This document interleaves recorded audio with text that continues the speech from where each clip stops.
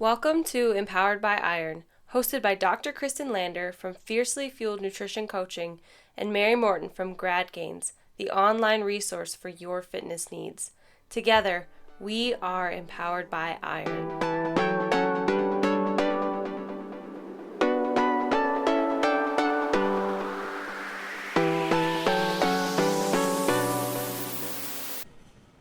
Hey guys, so welcome to the podcast today. Today we have a really awesome guest. She's a weightlifter, a CrossFitter, a power lifter, and she did figure competitions. It's Lauren Rutan, and today we're actually at USAPL Nationals, and we're sitting in the lobby and having a podcast session. So hey Lauren. Hey. And Kristen's over there. Hey.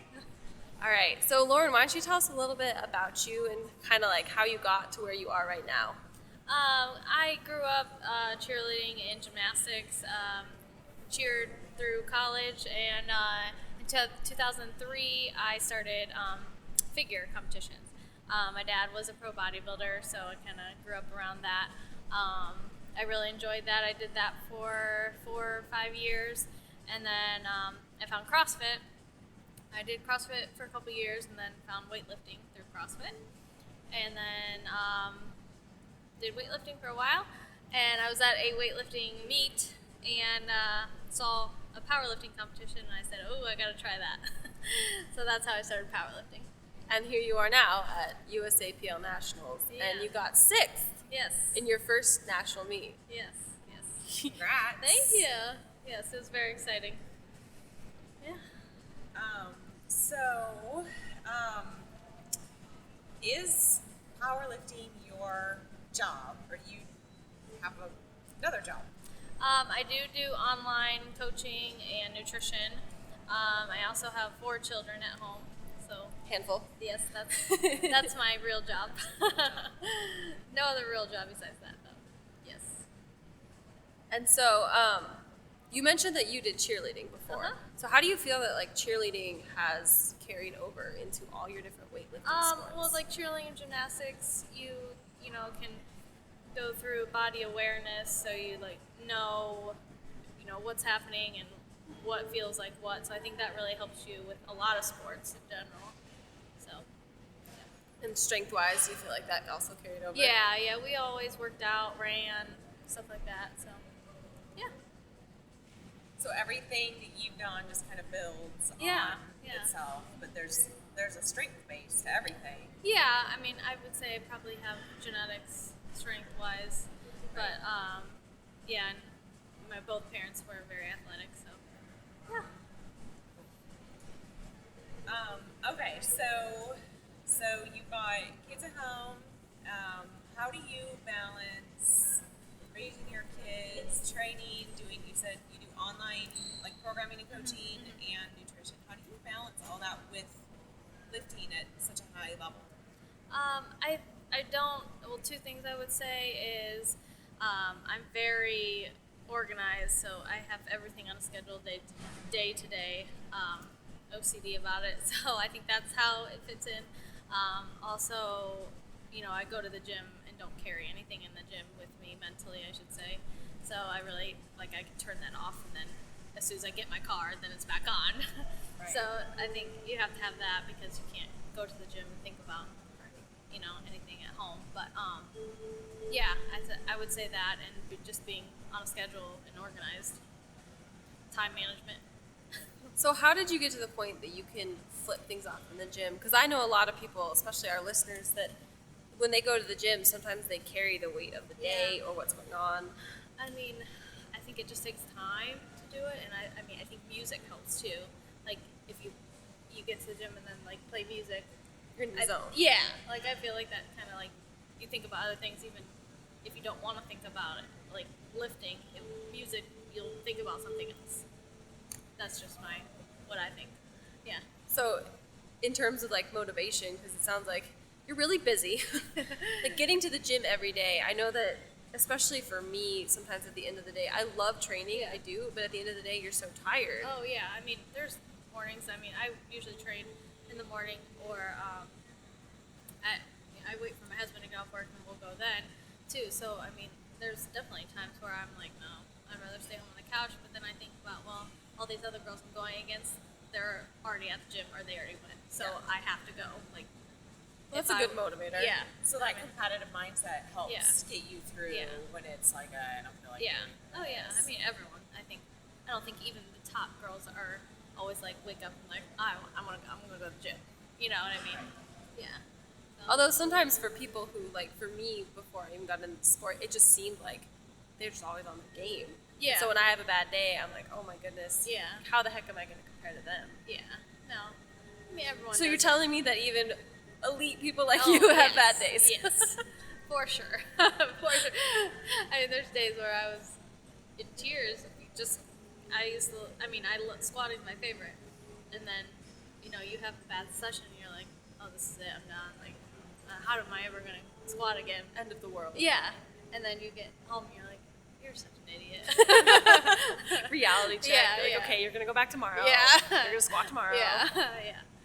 So, I think that's where like compartmentalizing things Yeah. sometimes is helpful. So you get to the gym and you're really focused on that, but then Yeah. and if it goes badly, okay, whatever, and you go home and you're like, oh yeah, my kids or whatever. That's Yeah. what's important, and Yeah. that Yeah, it for sounds sure. like that is what allows you to kind of push Yeah. past that and like whatever. Tomorrow's a new day. yeah. and- Yeah. There's many other things to focus on. Yeah.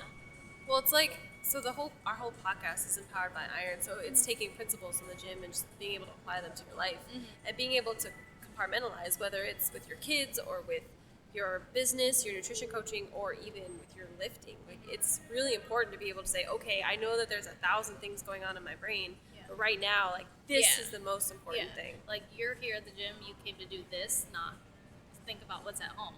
Like, if you think about both, then you're never going to get anywhere. You're going to half-ass Yeah. whatever you're Yeah. doing. Yeah. Just get off your phone, Yeah. Yep. squat. Yeah. So how do you feel like how do you feel like your everyday life has been kind of like changed or shaped or formed by the things that you do in the gym? Yeah, I'd say, just back to like the schedule thing and like just staying on track, on time, write what my workouts are. And I usually write what our schedule is at home. Like, so you have something to follow. So I really think that carries over. I check the time when I'm at the gym too. I'm doing this during this time. So I think, just for me, it's like schedule and being organized. Yeah, the Yeah. discipline. Yeah. I think the discipline in the gym, it sounds like Yeah. it just Yeah, helps you you be can't- disciplined in your Yeah, you everyday can't life. like just go to the gym and be like, oh, I'll just stay here for however long it takes me to get through. No, everything's timed. When I sit down after squat, it's timed. I sit for 3 minutes, I go. You know what I mean? So it's you gotta get through it. It's actually a pretty important principle because you see a lot of power lifters, they'll take what they call 10-minute naps Yeah. or their powerlifting naps. Like that, Yeah. as nice as that is, I don't think that that's realistic. Yeah, no. You need to, because it's recovery, it's getting Yeah. yourself ready. If you're at a meet, that's totally fine because you Yeah. probably will have a 10-minute break. Yeah. But in the gym, Yeah. that's not how it is. Yeah. So, but you also did figure competing, figure competing. And in that time frame, like how did lifting like get you through some of those things? Because I know quite a few competitors, and there are some times where you have to push Yeah, for that. I never really had a problem working out when I did figure competitions. Like, that was the easy part for me. It was the diet, like, and at home with the diet. Right. While you're at home, you know what I'm saying? So, like, I guess that's just something I always like to do is go to the gym. So I never was a problem. No, yeah. So, yeah, the diet was the hardest part for me for that. Getting mentally through that. So, Right. Out of curiosity, how is your diet different now training powerlifting than it was preparing for your well, competitions? I track mostly what I eat, but like now since I've done it so long, I know what everything has in it, how much is what. But yeah, when I was doing figure competitions, it was like 900 to 1,000 calories. Oh my It wasn't good. goodness. Was I it? don't Calorie think. deficit. Yeah, like I can't talk bad about figure and that because I really do like the sport and I would love to get back on stage, but I don't think I can until the kids are older, until I'm older, because it would be like I always say it's a single person sport. Like you have to be single. You don't have to be, but that's what I feel like. You know, you can't really have anything other than that. Yeah. Okay. So like now, like I said, I know pretty much what I eat, what's in it, and stuff like that. So I don't really do anything serious unless I have to cut to make weight. Which, like last night, I did cut to 57. I usually sit about 59, 60 kilos. So I don't worry too much about it until it's like 2 or 3 weeks out, and then I will start tracking. And since I think I competed for so long in figure, I probably did do some damage to my metabolism. So what I found out that works for me is doing keto. So that's like high fat and very low carbs and medium protein. So that's what I do to cut weight. And so basically I will track exactly everything when I cut. But if I don't, then I'm just making sure I get all the protein in that, you know, what my body weighs and enough carbs till I feel, you know, I can feel what my body needs and stuff. So. Do you feel like doing that low carb leading up to the meet? You obviously don't feel actually, I don't feel that bad. I don't know if it's because I've done it a couple times, so my body knows it. But I mean, of course, you're gonna feel not as strong doing anything when you cut, but I don't feel as bad. So yeah, but like last night was the first time that I didn't cut any water leading up, so I kept drinking, and I sit in Epsom salt bath before 2 hours before I weigh in, so that's how I cut the weight. But yeah, I didn't have the water cut at all for last night, so that was pretty good. So I didn't feel, I still, you know, you still, like I said, you still feel a little off, but it wasn't nearly as bad as some like other meets that I've done. Right. Yeah. So I have a question about, I guess, body image then. So you've moved from figure into more, obviously, strength sports. Yeah. How has, because a lot of women struggle with body image, sure. how has that changed? Because it's completely different. Yeah. Oh yeah. I mean, when I stepped on stage, I was 92 pounds. I mean, but I have to say, yes, that's one of the hardest part of doing those competitions is because even the day after you look at yourself in the mirror and you're like, oh my God, like one meal after a show, you look horrendous almost, you know? Right. And you have to, that's very, very much one of the hardest things because, and then you have to watch your body slowly get away from looking like that. But you have to realize that you can't look like that all the time because that's not healthy. And that's one of the biggest problems with right now with figure competitions and bikinis because these women, then it's turning them into like, you know, diseases like bulimic and all that stuff because they never want their body to look like that again. But you can't. So yeah, it's a very hard line. But yeah, it did take a while. I mean, I can't lie and say that it wasn't hard for me because it very much was. Like, I gained a lot of weight after I stopped. Because your body needed it. Yeah. And then after that initial gain, then you're like, okay, I got to do something else. So yeah, pick it back up. Yeah. So yeah, it is very hard. But you manage. Yeah. I think that's important. Like a lot of women, they think it's the end all be all, but it's not. Yeah, and like it's very important for you to have like friends too that have done. Like if you want to do a figure competition, find friends that have done it, and It can talk you down. Yeah, because if you're by yourself, like I had a friend that did it with me, but we were both new, and so we were both like, yeah. So we didn't really have anyone that was telling us, you know, this is what happened. So now there's a lot more. I mean, when I competed, I was the youngest one in every competition I ever done. Really? Yeah, because no one. I mean, it wasn't that popular back then. That That's was like true. It's kind of in a boom. 2003, 2004. Yeah, it wasn't. It was not. It was just rising. So, yeah, when I would always come on stage, they would always be like, "Oh, this is the youngest girl we've ever had." I was like 21. I remember dieting, and I had a diet on my 21st birthday, and I couldn't go out. Oh, that sucks. Yeah, I'll never forget it. That's sacrifice, man. Yeah, and I think the show was like a week before my birthday. And then so the weekend after, you know, I was drunk off like one beer. Because I had died so long. Yeah. So would you say that now, like, of course you've probably had your ups and downs, but now you're pretty comfortable. Yeah, especially being for a sure. strength athlete. Yeah. Like you're more concerned about. Yeah, I mean, this is the heaviest I've ever been, but the strongest I've ever been. Like, you know, and I don't have a six pack, but I like the muscles that I have. So there you go. there you go. Yeah. So, what advice do you have for other women who are just interested in competing in? And I mean, you've kind of done all of the things. All the things. So, for women who are listening who are interested in competing in something, Yeah. whatever it is, do you have any? I mean, I would say try and find a friend that is doing it, or I mean, even ask questions. Email me. I mean, even if you have questions about anything, it's better to ask before you do it. But if you're ever thinking about competing, it's always yes, do it, because you'll meet people at the competition most likely, and that will be the best thing. And once you do one, then you'll be hooked, and you'll go home and start training for the next one.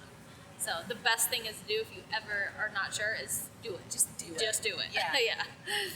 That's something that Jen was saying, Jen Thompson. Yeah. She's like, you just do it. Yeah. I think that there's a big disconnect. Like what she was saying is that there's a disconnect between women and like just normal everyday people like me Yeah. who look up to people like you and they're like, oh, well, they're untouchable. Like we can't talk to them. But really, yeah. if someone were to shoot you an email asking you a Yeah. question, Oh, for sure. you'd respond. Yeah. And I think that people need to realize that, like, Yeah. we women, we're here to empower Yeah. each other. Like, Yeah. if you have a question, I will answer it. Oh, I will yeah. do what I can to help you. Yeah, for sure. I always have the struggle in the, well, we go to LA Fitness, like, to do accessory stuff, because I have kids, and they the kid care thing. Right. And I always find myself, like, wanting to help all these women at the gym. And I'm, like, telling my husband, like, I don't know if they want me to. And You don't want wanna to just walk yeah, up like, and be like, hey, hey. I'll help you. And they're probably like, what the hell? But, yeah. You don't want to be that person who walks in and be like, hey, I Yeah. have advice for you. I know. But it's I know like- you think you're But doing you it want right, to, but but you're you not. want to. Yeah. You're like, I feel like they might need help. Yeah. You're genuine in your approach, Yeah. but you don't want it to You come need to off like wear a as, shirt that says like, ask me any questions. I'm here to help you. Yeah. Maybe that should be our next shirt. Yeah. Ask me. Yeah. I will help. So now that you've kind of found your sport, I'd say. Yeah, for If sure. you were to look back at your 21-year-old figure competing self, Oh gosh. what advice might you have for that girl looking back and knowing what you know now? I mean, I would say like always like research things. I think I was just like quick to listen and do. If that's the right word. Like if someone off the street to tell me something, I'd go and do it. Like always do your research and like look at multiple sites, not just one. If you know to get other opinions. And the other thing I would do, or I would suggest, is less is more. I grew up.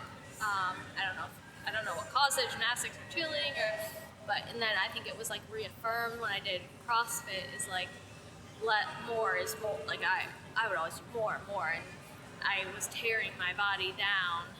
But like in CrossFit, that's like the, oh, I feel good, go do another workout. Like I just keep doing more, and then I don't think it hit me until I got to powerlifting, and I'm like, I can't do any more. You gotta like, take a step yeah. back.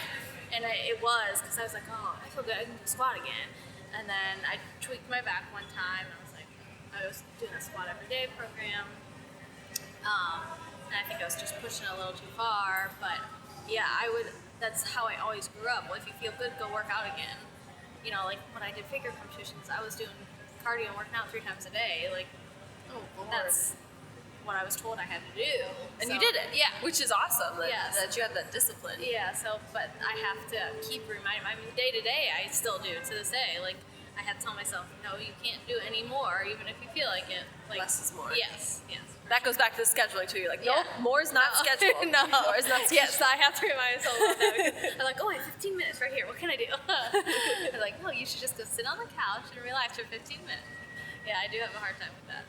Relaxing is hard for a lot of us, Yeah. I think. But important. Yes. Important. All right, Lauren, so where can our listeners find you? You said you did your own nutrition coaching. Yeah, Instagram is Rutan422, and then my email is rutan422@gmail.com, and then I'm on Facebook too. Awesome. Well, thank you so much for being on today and Thank taking you. time out of this crazy Oh, weekend. No problem. Thank you for having me. Thanks so much. Thank you. If you like what you heard today, please help us connect with other female badasses. We would love if you would leave us a review on iTunes, tell your friends about us, visit our website, which is empoweredbyiron.com. You can find each of us on Instagram. Mary is at MaryMo_92, and Kristen is at Kristen with an I, Lander. Future topics will include nutrition, programming and training, mental health, and just general female badassery. Yeah, so let us know what you want to hear. If you have any input, that'd be awesome. And guys, this is Empowered by Iron. We want it to be a resource and an outlet for women who are finding their confidence, their independence, and their strength through iron. So thank you for listening. Thank you for checking in. And until next time, I'm Mary.